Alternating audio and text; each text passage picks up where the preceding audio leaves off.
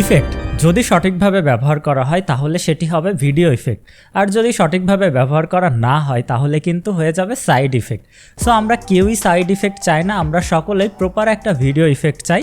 So এই ভিডিওতে আমরা দেখব সিনেম্যাটিক ডিজিনেস ইফেক্টটি কীভাবে মেক করা যায়। সো আমরা এই ভিডিওর মাধ্যমে কিন্তু আমাদের ফিল্ম মেকিং যে সিনেম্যাটিক ভিডিও এডিটিংয়ের জার্নিটা সেটা স্টার্ট করছি, এবং আমাদের এই জার্নিতে আপনি সহযাত্রী হিসেবে থাকতে হলে কি করতে হবে জানেন তো? অলরাইট, সো আমরা ডিজিনেস ইফেক্টটি ক্রিয়েট করার জন্য প্রথমে একটা ফুটেজ ইম্পোর্ট করে নিচ্ছি। এখন আমাদের এই ফুটেজটাকে কালার গ্রেড করতে হবে। আমরা দেখতে পাচ্ছি আমাদের ফুটেজটা কিন্তু অতটা সিনেম্যাটিক্স লাগছে না।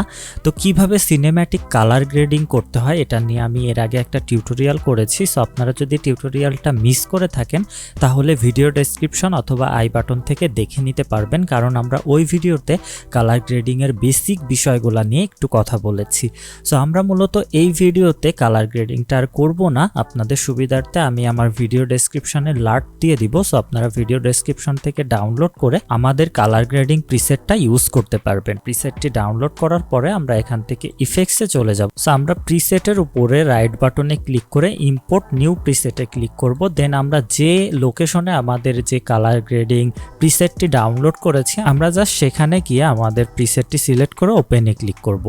তাহলে আমরা এই ধরনের একটা প্রিসেট দেখতে পারবো। এখন আমরা যেটি করব, আমরা জাস্ট আমাদের যে কালার গ্রেডিং প্রিসেটটি রয়েছে সেটিকে অ্যাপ্লাই করার জন্য আমরা একটা নিউ অ্যাডজাস্টমেন্ট লেয়ার নিব। সো আমি এখান থেকে একটা নিউ অ্যাডজাস্টমেন্ট লেয়ার নিচ্ছি।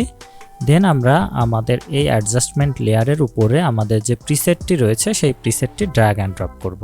তাহলে দেখতে পাচ্ছি আমাদের যে ভিডিওটা ছিল সেটার উপরে একটা সিনেম্যাটিক রেট্রো ওল্ড ভাইব চলে আসছে। এখন আমরা জাস্ট এটাকে হালকা একটু টয়েক করে নিব। আমরা ইফেক্টস কন্ট্রোলে যাব, যার পরে অপাসিটি সেকশন থেকে আমরা এখান থেকে অ্যারাউন্ড 45 বা 65 করে দিব। দেন আমরা যেটি করব, আমরা একটা সিনেম্যাটিক ব্ল্যাক বার অ্যাড করব। সেটি অ্যাড করার জন্য আমরা জাস্ট আমাদের যে অ্যাডজাস্টমেন্ট লেয়ারটি ছিল সেটি এগেইন নিব, এখান থেকে ইফেক্টসে আসব। ইফেক্টসে আসার পরে আমরা এখানে সার্চ করব ক্রপ। দেন আমরা ক্রপ ইফেক্টটি এখান থেকে ড্র্যাগ অ্যান্ড ড্রপ করব। আমরা এগেইন ইফেক্ট কন্ট্রোলে যাব, যাওয়ার পরে আমরা এখান থেকে টপে দিব 12% অ্যান্ড বটমে দিব 12%। এখন আমাদের ডিজিনেস ইফেক্টটা ক্রিয়েট করতে হবে। সো আমরা প্রথমেই আগে আমাদের যে ভিডিওটা সেটাকে রিসাইজ করে নিব বা টয়েক করে নিব। সো আমরা ভিডিওটাকে সিলেক্ট করে এটাকে জাস্ট একটু নিচের দিকে যদি নামাই তাহলে দেখতে পাচ্ছি এখন পারফেক্ট আছে। এখন আমরা যেটি করব, আমাদের উপরের দুটো অ্যাডজাস্টমেন্ট লেয়ারটা জাস্ট এইভাবে ড্র্যাগ করে একটু উপরে নিয়ে যাব।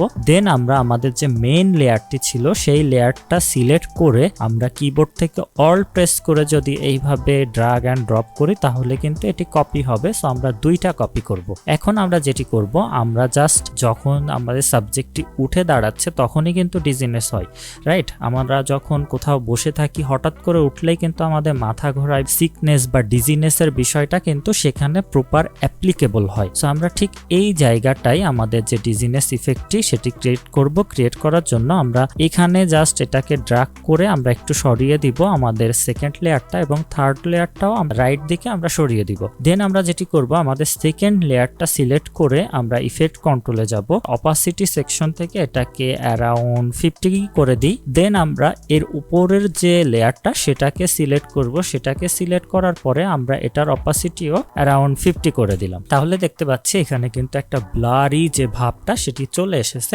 এখন যদি আমরা একটু প্লে করি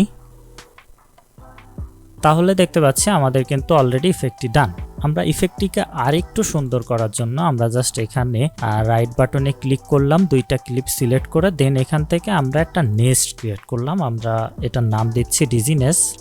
ওকে, ডান। এখন আমরা ঠিক যে জায়গা থেকে আমাদের ইফেক্টটি শুরু হবে, ঠিক যে সাবজেক্টটা উঠে দাঁড়াচ্ছে ওই মুহূর্ত থেকে, তো আমরা এখানে আমাদের নেক্সট সিকোয়েন্সটা সিলেক্ট রেখে আমরা যেটি করব, আমরা অপাসিটি একটা কি ফ্রেম নিব। জাস্ট এখানে ক্লিক করলে আমাদের অপাসিটি কি ফ্রেমটা হয়ে গেল। দেন আমরা 100%টাকে একটু দূরে সরিয়ে আমরা এখানে 0% করে দিব। তাহলে যেটি হবে, আমাদের ইফেক্টটা কিন্তু এখান থেকে শুরু হবে। সো এখন আমরা যেটি করব, আমাদের যে ডার্ক মুডি ভাইবের একটা ব্যাকগ্রাউন্ড সাউন্ড আমরা এখানে অ্যাড করব। সো আমি জাস্ট এখান থেকে আমাদের ব্যাকগ্রাউন্ড সাউন্ডটা নিচ্ছি।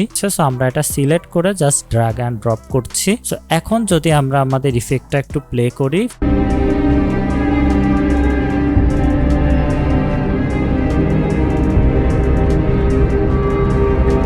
সো আমরা দেখতে পাচ্ছি আমরা কিন্তু খুব সুন্দরভাবে আমাদের ডিজিনেস ইফেক্টটি ক্রিয়েট করে ফেলেছি। সো আই হোপ আপনারা খুব সহজেই আপনাদেরও ডিজিনেস ইফেক্টটি ক্রিয়েট করতে পারবেন এবং আপনার নেক্সট সিনেম্যাটিক ভিডিওতে এই ইফেক্টটি ব্যবহার করতে পারবেন। সিনেম্যাটিক ডিজিনেস ইফেক্ট তো আমরা মেক করে ফেললাম। সো এই ভিডিওটার সাইড ইফেক্ট কি মেক করা যায় সেটি আমাদেরকে কমেন্ট করে জানাবেন এবং সেখান থেকে আমরা নেক্সট ভিডিও মেক করব। So this is your host Mehedi Hasan and you are watching iTech24.